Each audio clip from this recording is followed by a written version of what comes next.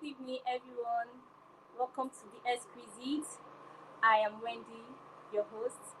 I'm so super excited. Though we're starting the show again this week, and today is the last Friday of the month of July. I mean, the Lord perfect all that concerns us in Jesus' name. And tonight I'll be running this show with a lovely brother of mine, and we'll be running it together.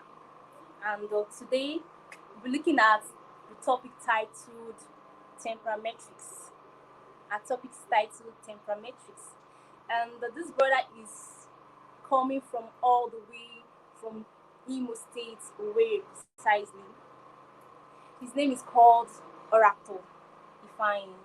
He is an infernal teacher in human temperament and behavior discourse. He is the author of Understanding Your Temperament, a review of temperament, and he has written several articles on temperament subjects. He is heavily pregnant of a blazing book titled The Beauty in You, where he carefully elucidated the role of the Holy Spirit in human temperament. He is a medical biochemist, a husband to a loving wife, an enterprising drama minister with plethoric number of progenesis he has raised both in the youth and the drama ministry. On earthly assignment, he's doggedly helping teens and youth in discovering purpose and building capacity for making generational impact. You've got to learn and unlearn from this you've got to learn and unlearn some working principles when you meet this kingdom steward. Ifeanyi, hello Ifeanyi, are you with me? Yeah. Hello, Wendy. I'm here. I'm with you. Wow. Good evening. Yeah, good evening. Welcome to the Good show. evening. You're Thank you. You're looking cute. Thank you. We thank God. And how's the family today? How's family and work? Yeah, family is well. We are all doing well. We are good. Okay. And how's Owerri? Yeah, weather is so conveniently brilliant. Wow. I'm Weather is good. excited to thank you for coming around. Thank you for joining me. I'm so happy. Thank you very much. You're welcome. Okay, let's go straight to the topic. Today is going to be be fun, So, our viewers out there, you can join us. You can contribute, throw questions if you want. Tonight's topic is very interesting. So, tonight we're looking at the topic titled Temperamatrix. So, I'm going to define what the temperament is. And temperament is the combination of traits we inherit from our parents, and it is an inborn trait that subconsciously affects man's behavior. If please, I would like you to throw more light on this temperament and also give us temperament, character, and personality. I'd like you to throw more light on it. Okay, thank you very much, Wendy. I'll start with personality. Personality is the outlook character of every individual. Okay? What you put on as a behavior, what you wear as a cloth, that is your personality. Okay? A personality has to do with your class, your status, your entitlement, your certification. Okay? The totality of your outlook defines your personality. For instance, you are well dressed in a white regalia, going for a function, and by happenstance somebody steps on your toe and did not just end there. Since your white wear, the tendency to react at that particular point in time defines your personality. Okay? It defines your personality. Yeah. Now, when we bring it to character, character is your tendency to act in a particular way, your tendency to act or react in a particular way. That defines your character. Okay. Okay. Then when you talk of temperament, that is where I want to throw a little emphasis on. Temperament is the totality of your behavior as a person. The way you sit, the way you talk, the way you act, the way you laugh as you are smiling now and laughing. Okay, the way you write, the way you pray, the way you jump up, the way you eat your food, down to the way you Yes. sleep, your sleeping position defines your Okay. temperament. Okay, and temperament Yeah. is an innate or inborn behavior. Okay, Yeah. that we inherit from our parents, even down to our grandparents, to the offspring. Yes. At Yes. times, we could still get some from we could still pick some from the environment, from our peers, and from the society at large. So that is it when we talk of temperament. Okay. Thank you very much. Thank you very much. Now let's go straight to You're the welcome. questions I'll be asking. Now, what is really this temperamatrix? What do we mean by the word temperamatrix? Can you hear me? That's Hello? okay for me. Hello, can you hear I me? can hear you. I can hear So you. can you define the word temperamatrix? I can hear you. Yeah, go ahead. Go ahead. Please don't be distracted. You're being distracted, please. I can see why it is calling you there. No Please problem. I'm tell still wife with you. to give you tell her to excuse you that you're busy now. All right. Why? All right. Why do you understand the assignment? Okay. Okay. So can you Yes. please explain what the meaning of temperamatrix? All right. By temperamatrix, we are talking about character compatibility. Remember, I said character is defined as a particular pattern by which a person is predicted. Okay. Now, when we talk Okay. of temperamatrix, we are looking at character compatibility. Okay. The tendency to be compatible with another person. All right. Now, these Okay. are areas where we begin to see our weaknesses as strength. Okay, as someone's strength. Now, the formula is very simple. Opposites attract Yeah. and likes repel. So we tend to appreciate people around us, even in relationship. We tend to appreciate our partner Okay. when we see our weakness as their own strength. But we don't Okay. really appreciate people who have the same talent, the same skill, the same experience, the same ideology, the same creative sense, the same certifications we have. We don't tend to give them this unique, accolade. But when we see people who act differently from the way we are originally, we begin to appreciate Okay. such people. So it is the fundamental basis of temperamentary. Okay, I am Okay. a soft-hearted fellow, and I see another person as an impulsive, as an executive person or fellow. These are my weaknesses. I don't possess that as a strength, but I see the other person put it on as a strength. So and I find it interesting. So we come together, we begin to share some notions and some values. Temperamatrix is defined. And so it is just simply put the coming together of two different persons who share weaknesses and strengths together. You complement my strength as a weakness and vice versa. So that is what temperamental is all about. And it is the fundamental basis of every relationship. Character Wow. compatibility. Thank you. You. Okay. Thank you very much. Thank you very much for this explanation. Now, the second question we'll be looking at is: You're welcome. are there some behaviors that should be adjusted or overcome in making relationship work into marriage? Are there some behaviors that should be adjusted or overcome in making your relationship work into marriage? Yes, Wendy. Like I did say, for any relationship to work, for any relationship to survive, even from the nascent, from the early stage, you must adjust some traits. You must adjust some behavior. Okay. You must adjust some character in order to suit in that of the person. It doesn't mean a total compromise.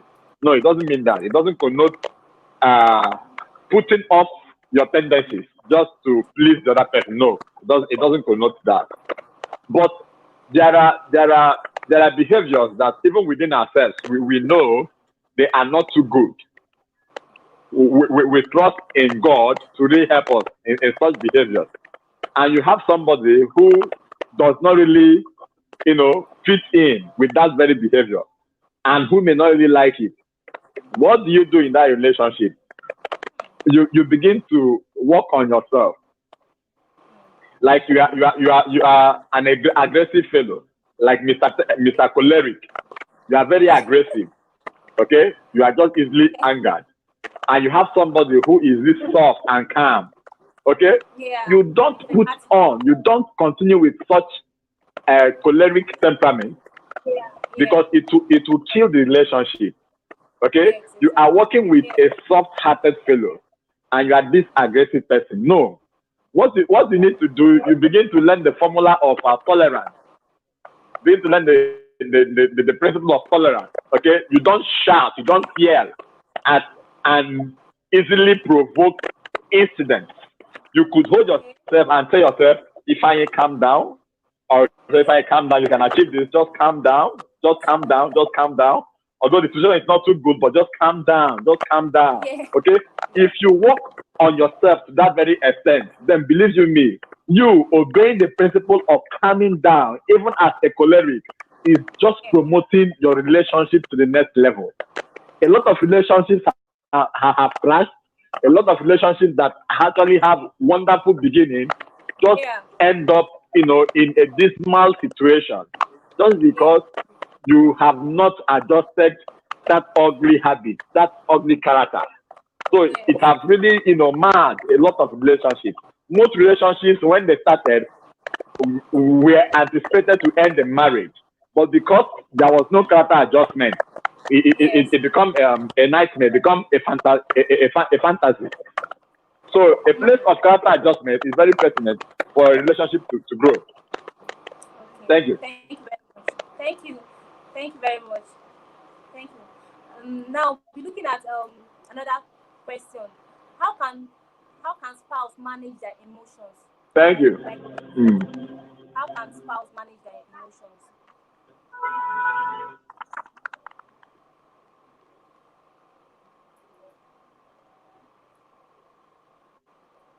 Okay. This question is very interesting. I'll just, hit the nail on its head.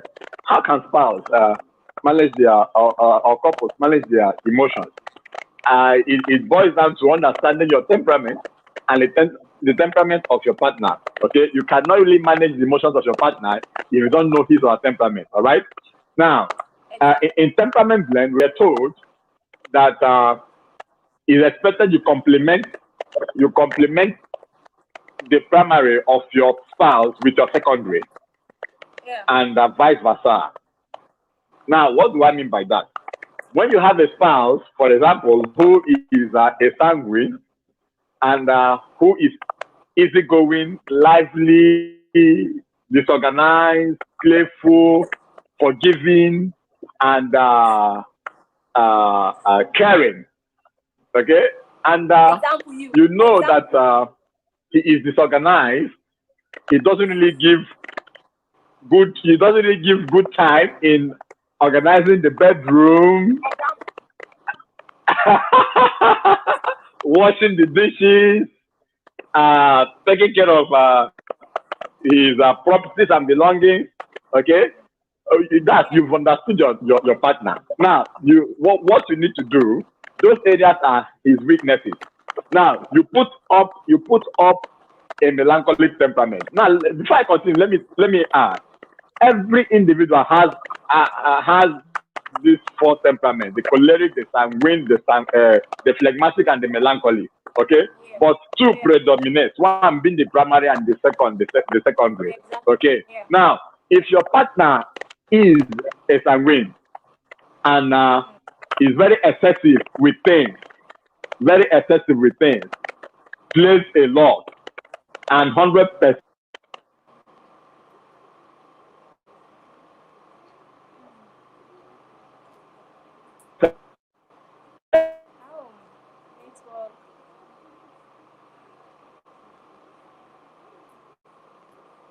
Hello, Ifeanyi, can you hear me? Hello? Hello, Wendy, are you still with me? Yes, I can hear you. Hello? I can hear you. I can hear you. Yeah, continue. I can hear you. I can hear you. Hello? Hello? Can you hear me? I can hear you. Yes. Yeah, go ahead. I can't hear you. Oh, but I can hear you clearly. I can't hear you. Oh. Hello, can you hear me now? Hello, can you hear me? Can you hear me? Hello? We'll be right back. We'll be right back.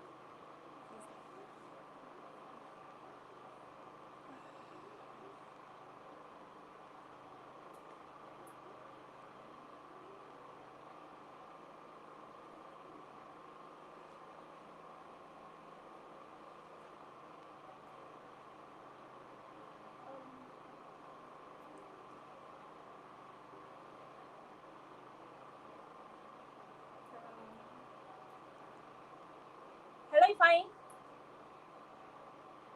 Hello, Ifeanyi. We'll be right back. Let's take a break.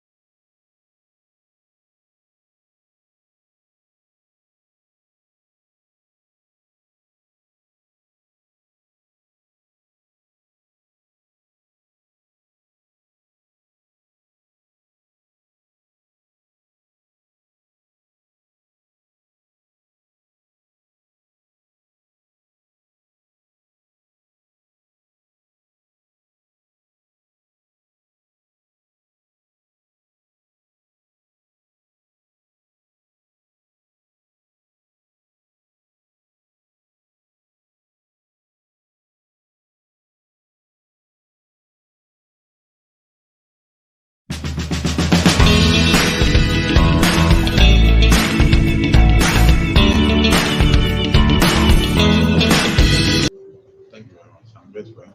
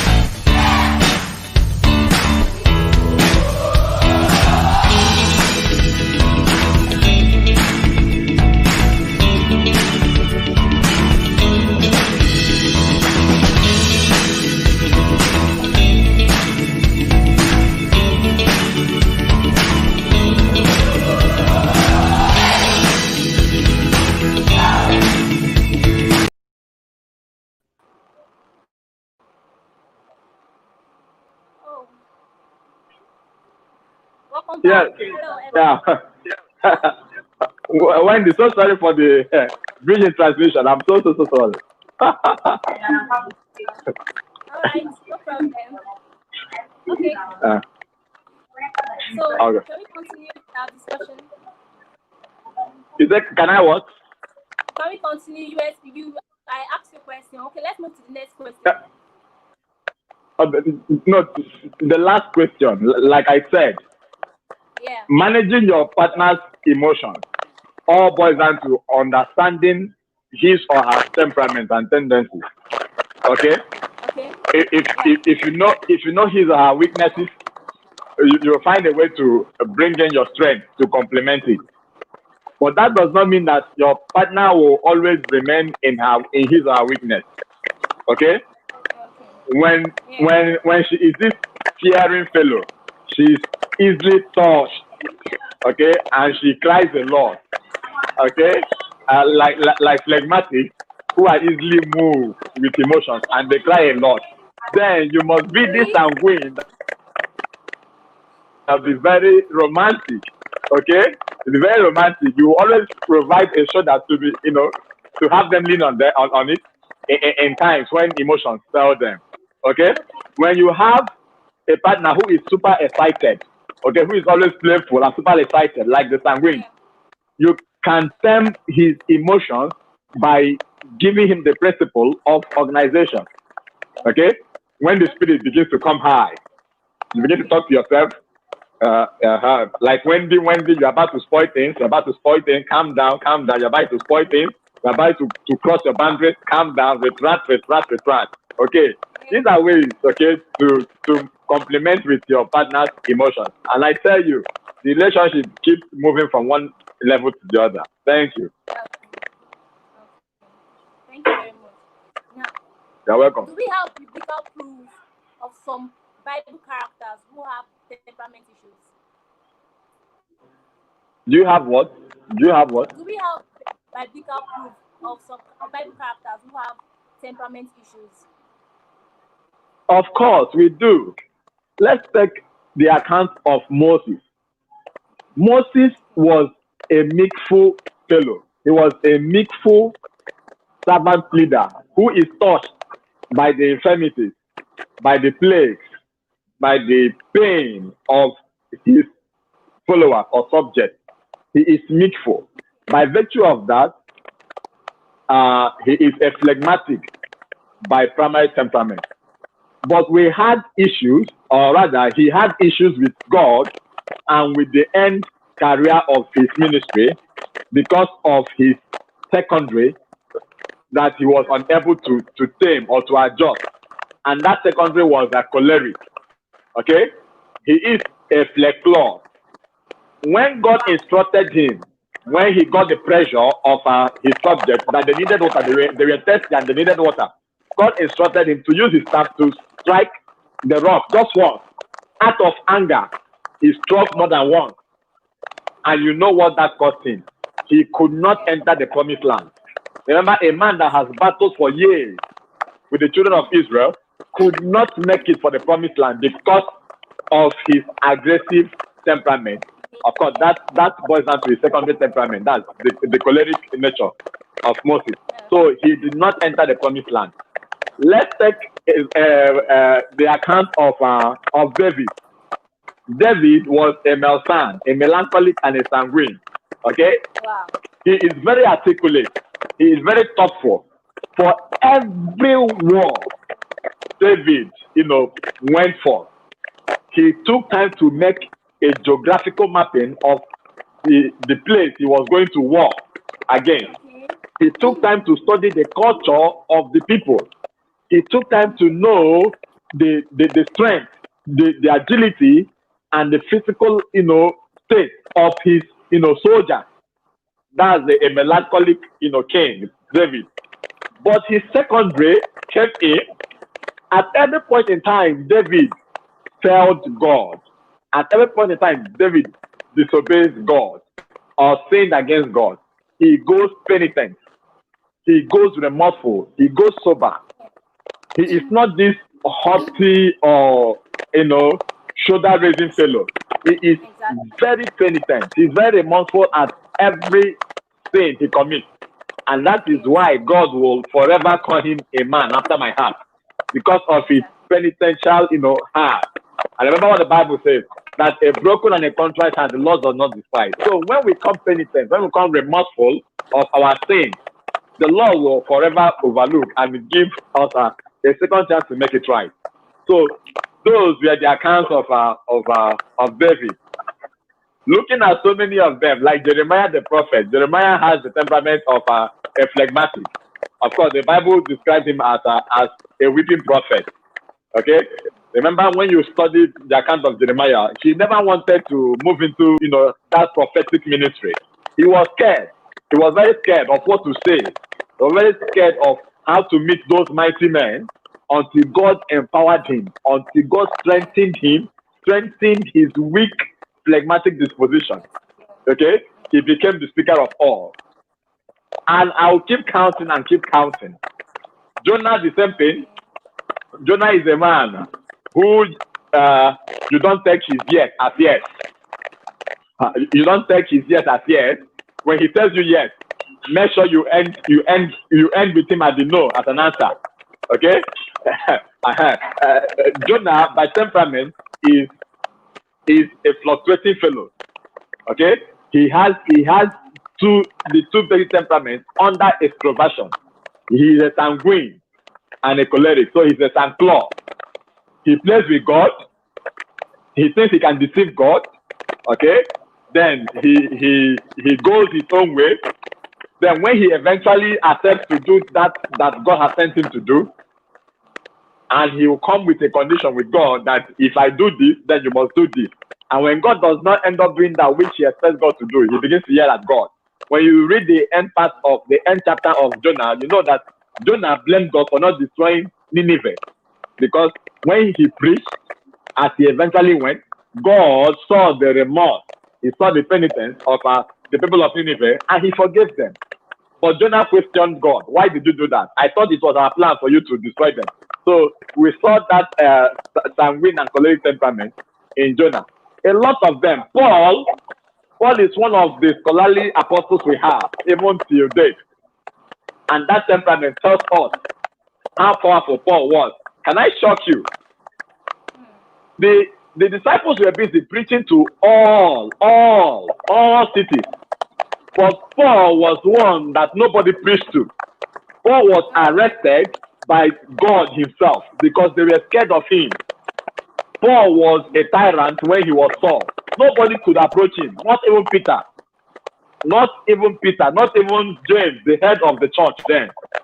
They were scared of him because he is a choleric, primarily. Paul was going from house to house, arresting Christians and putting them in prison. Imagine such a strength. So God understood the strength of this one man, and God said to himself, if I could arrest Paul, this man would conquer cities for my name. He would conquer kingdoms and cities for my sake. So God, Christ, had to arrest Paul himself. And of course, you know the latter part of Paul's story. So a lot of them play. So everything we do boils down to temperament. Temperament is so fascinating and wonderful. It's so cool. Yes. And that is the spice of life. Someone acting the opposite of how you act. Wow. Like now, there are some persons who are not as smiling as you are. There are some persons who hardly smile. There are persons whose face are squeezed on daily basis. But not that they are angry. They are not angry, but that is just the way they are. I get to the point. I'll go on and on and on and on, but let me just stop there. Thank you very much. I'm really enjoying this topic. If I please, can you tell wifey that we are actually seeing her the background? We are seeing her every move that she does. We are just Okay, she has said that. Wifey, I don't want to see her at the background again. Wifey. I don't want to see her at the background. I don't want to see her at the background again. Okay, she has noted that. Thank you. Go ahead. Okay, let's continue. Concerning what you just said about opposite attracting opposite. So I have this question. I said, why is it that we are often attracted to the opposite of our temperament, and we end up marrying them? Okay. Now, let me tell you why. Just two. Nobody wants a boring life. Yeah. Doing something with the same formula, with the same method, with the same person is boring. I know mathematics, but I don't know biology. And my friend knows mathematics, and he does not know biology. I mean, the friendship will be boring now. When you think of it now, it will be boring. Okay? I am an outgoing fellow, and my wife is also an outgoing fellow. Who will control who? It's boring. The relationship will be boring. I get to the point. I like that smile. So, if I'm an outgoing person, and my wife is an inward person, is a socially. We are just seeing wifey at the background. Wifey is at the. Wifey, leave the background, please. Thank you. So, and my wife is socially inward. Then it has really struck a balance. I get to the point. Now, in the elementary principle of physics, we were told that unlike poles, they attract, and like poles repel. Okay? So, when you bring a positive wire with a negative wire, when you bring them together, they produce light. There will be a spark. But when you bring two positives together, there won't be any reaction. Okay? Even in chemistry,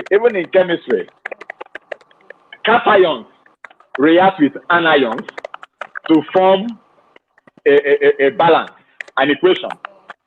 Just like sodium, which is a cation, reacting with chlorine, which is an anion, forms sodium chloride, which is a proper reaction, and that is a common source we use. So is life. So is life. Okay? We tend to appreciate someone who has a behavior that we don't have. we tend to appreciate people who act in a particular way that we do not act. We don't give much accolade or much panegyric to people who share the same idea, the same notions, the same working principles, the same skill, the same abilities with us. So we don't appreciate them that much. Example, I am an actor. I'm a stage actor. I act and I write. I also direct. But I am very miserable. I'm very miserable when it comes to singing. I don't know how to sing. My voice is off key. But I love music. Okay? But I worship and adore people who have melodious voice. And God bless me with a wife who is an angel when it comes to singing. When she sings, she could even calm my aggression. If I'm held with a hyperpyrexia like fever, that fever can leave in a second when she begins to sing. And that is what they call temperament blend. Because I don't know how to sing, but I love singing, but I don't know how to sing. But she sings a lot with the voice of an angel. I worship her like an angel. And that is the beauty of life, because I don't have it and someone else has it. I worship the person. And she worships me in my own strength and in my own capacity. Okay?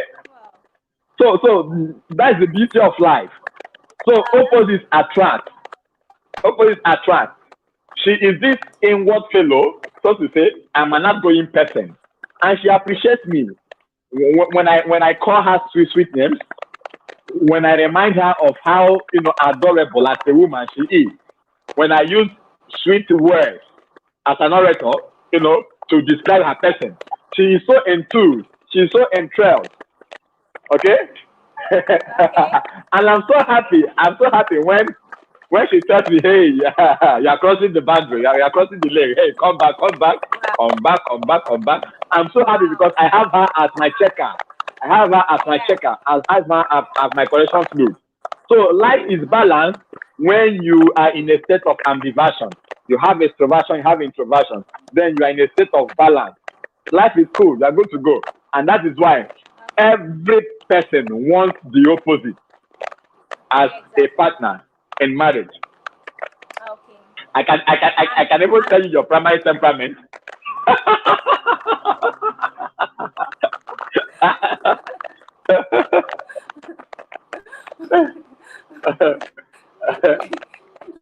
But let's continue to the next topic. Next question. The next Okay. question goes like, which temperament is the best in keeping our relationship strong? Which temperament do you think is the best in keeping our relationship strong? Okay. Which temperament do I think is the best to build a relationship more strong? And the question is, there is no temperament that is the best to build a relationship more. All the temperaments are best. All the temperaments are good. Do not, because you are a choleric, you begin to look down on yourself. You begin to ask yourself, why am I a choleric? No. Do not, because you are this passive and somewhat lazy, phlegmatic, and you are asking yourself, you count yourself as an inferior fellow, because I know some phlegmatics have complex problems. They have complex problems. They tend to see themselves as inferior. Yeah. Do not, because you are a melancholic, you like things to be very perfect and excellent. You want things to be error-free, and because of that, I know, that's your word. and because of that, you feel people should not come close to you or assist you in doing a thing or handling a project, because they may not handle it in that best way, in quote, you want it to be. No. It's not over yet. Do not, because you're a sanguine who plays a lot, who does not even have time to sleep or to rest or to attend to other sensitive matters, you feel life has just given up on you. No, there is hope. Every temperament is important to build a relationship more strong.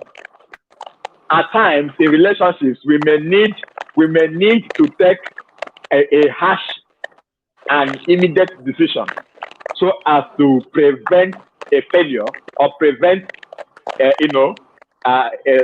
sorrow to happen. Okay. That is where you put on the temperament of a choleric, where you need to take immediate decision to save the relationship. Okay. For example, when people begin to talk down on your spouse, when people begin to tell you that your spouse is this, is that, it is not good for you, you don't take such advice to heart. What you need to do is to put on the clothes of a phlegmatic who is calm and careful to listen, then has a penetrating power. Okay, these are the traits of a phlegmatic. They don't just take irascible decisions. They listen carefully. Okay, Yeah. they Yeah. bring words. They harmonize words together in such an appealing way that when they send it out, it will not hurt even a fly, and they will still achieve results. So do not listen to people when they talk down on your spouse or your partner. You make a background check of how valid, of how veracious that information is. Then you have a suitable way of approaching your partner and discussing things with him or her. Such a person will be valued, will be appreciated in that relationship. I tell you, most relationships have failed because we took irascible decisions. Okay. Yes, Okay. Thank you very much. Thank you. Because of our time, we are actually working with time because of our time. Maybe this yes, temperament because issue of are time. most I'm not saying a lot of things. this temperament topic is very wild. So maybe Yeah, it's time vast, we're going to it's very invite, vast. yeah, we're going to invite you again to come tell us more about temperament because we really need to know more Okay. about temperament. So do you have anything to say concerning this before we call it a day? Do you have anything to add? All right. Like Yeah, yeah. just Just 2 minutes. 2 minutes. No problem. 2 minutes is too much. Okay. Very quickly, I will tell you that every temperament is good, but as Okay. a person, you must understand your strength and your weakness. At least understand your two basic temperaments, your primary and your secondary temperament. Take note, your primary temperament consists of the gene, the behaviors you must inherit from your parents. You cannot change them. It is inborn, your primary temperament. And your secondary temperament comes from your environment, from your school, the school of learning, and again from your peers, like the company you keep, your friends, and the society at large. They constitute your secondary temperament. Even to your environment will define your secondary temperament. Like some of you who live in extroverted cities like Lagos, like Owerri, okay, those are extroverted, cities, and they will influence the secondary temperament. But those who live in quiet and inward, cities like Taraba, that's Dalingo, like Umuahia, uh-huh. You may have to have an inward or introverted temperament.